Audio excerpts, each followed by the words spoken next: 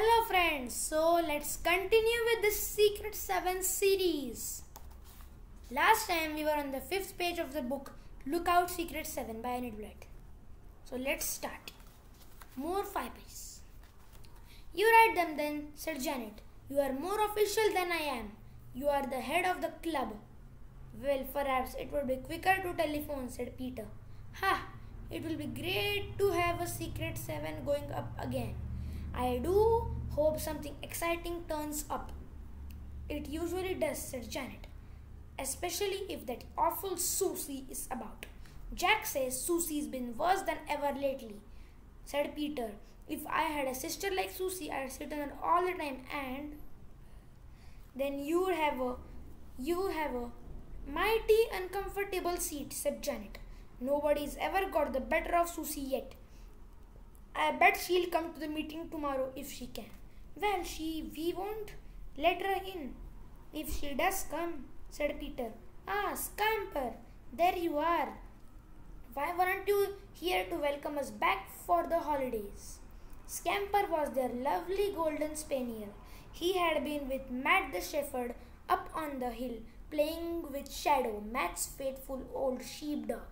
Then he had suddenly remembered that Peter had told him the holidays began today. Holidays! Scamper knew that word well. It means days and days of Peter's and Janet's company. It meant walks and games and tidbits of all kinds.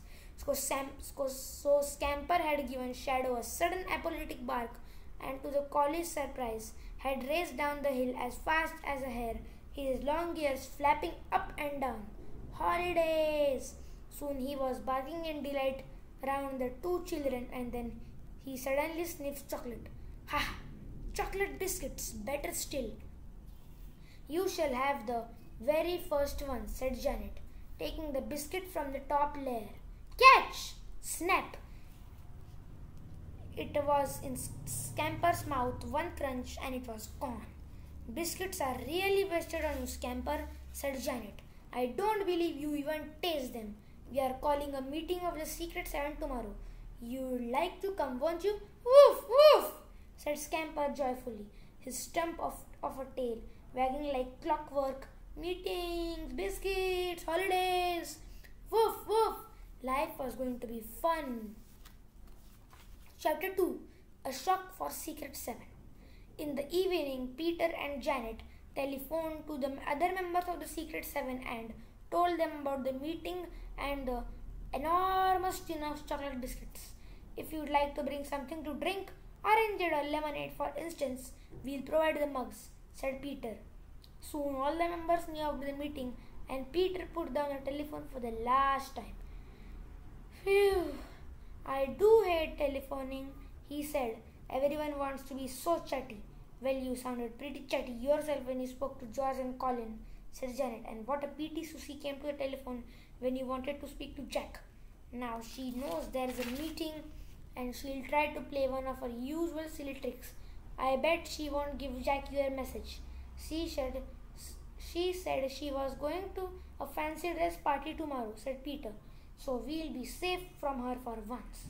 Oh yes, I remember now, said Janet.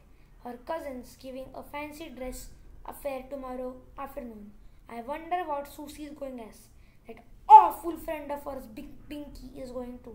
Susie said that they were going as Jack and Jill, said Peter. But I bet they won't like to take a pail of water with them. I'd like to empty a pail of very, very cold water over Susie's head.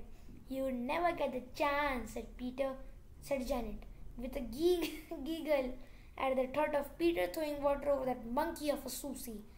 She'd souse you before you could stop her.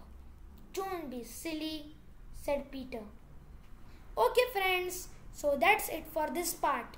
Let's meet in the next part with a new series. We'll keep continuing the Secret 7 series, but with that, we'll keep a new series for excitement and interest. Thank you.